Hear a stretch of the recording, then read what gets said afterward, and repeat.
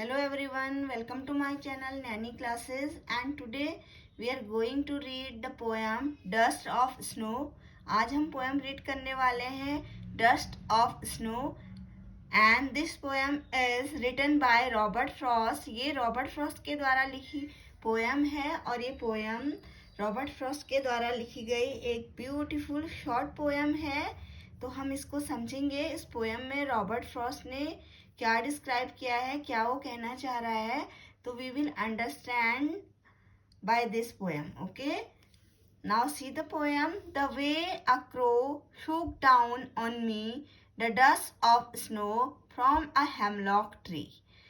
इस स्टैंजा में पोएट कह रहा है कि जिस तरीके से एक कौवे ने, एक क्रो ने शूक डाउन ऑन मी, उसने क्या किया, जो एक पेड़ है उसे हिलाया, एंड उसके हिलने से क्या हुआ, जो डस्ट ऑफ स्नो है, बर्फ के जो डस्ट है, बर्फ के जो पार्टिकल हैं, वो फ्रॉम अ हेमलॉक ट्री, एक हेमलॉक ट्री से क्या हुए, उसके ऊपर गिरे, पोएट के ऊपर गिरे।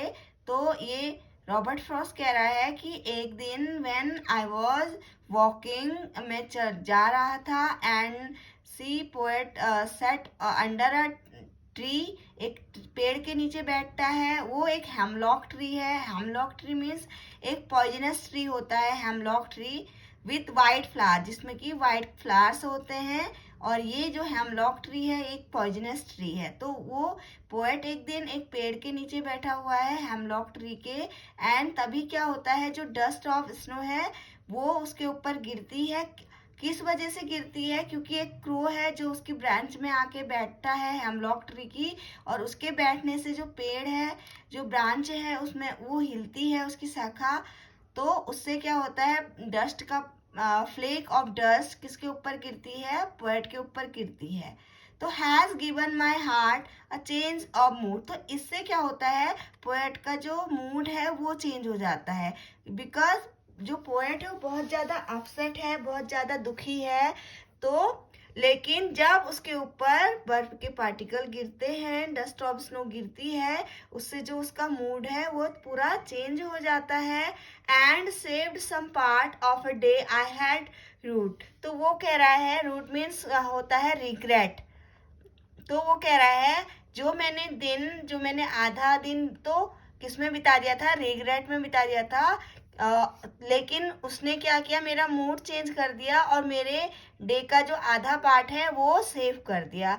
तो ये रॉबर्ट फ्रॉस्ट यहाँ पे समझाना चाह रहा है अपनी पोएम के थ्रू कि जो हमारी सोसाइटी में सुपरस्टिशंस होते हैं बहुत ज़्यादा, तो उनके बारे में वो बात कर रहा है, अंधविश्वास के बारे में। वो जैसे कि यहाँ पे क्रो है, एक सिंबल है डेथ का, सैडनेस का, सॉरो का, एंड जो हेमलॉक ट्री है वो भी पॉइजनस ट्री है, तो इससे भी हमें नेगेटिव फीलिंग आ रही है।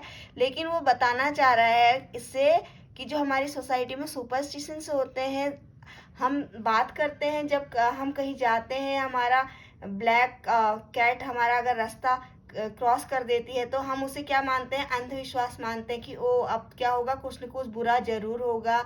इसी तरीके से कोई व्हेन समवन स्नीजेस, जब कोई छींकता है तभी भी हम उसे क्या मानते हैं, अंधविश्वास मानते हैं। तो इसी तरीके से वो अपनी पोएम के थ्रू हमें समझाना चाह रहा है कि जो सुपरस्टिशंस होते हैं वो कुछ नहीं होते हैं, ये हमें समझाना चाह रहा है। क्योंकि क्रो क्या है, एक सिंबल है डेथ का, सॉरो का, सैडनेस का, उसे अच्छा नहीं माना जाता है, शुभ नहीं माना जाता है, अशुभ माना जाता है। और हेमलॉक ट्री से भी हमें नेगेटिव फीलिंग आ रही है, क्योंकि हेमलॉक भी एक पॉइजनस ट्री है। तो बता रहा है कि क्रो के पेड़ की ब्रांच में बैठने से जो शाखा उससे हिलती है, तो जो बर्फ है उसके पार्टिकल उसके ऊपर गिर जाते हैं, लेकिन कुछ भी बुरा नहीं होता।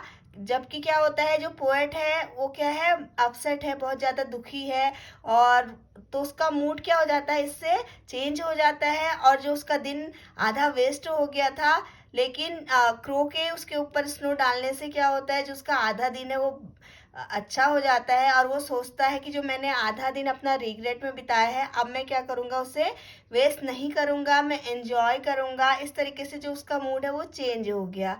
तो आई होप आपको ये पोएम पसंद आई होगी।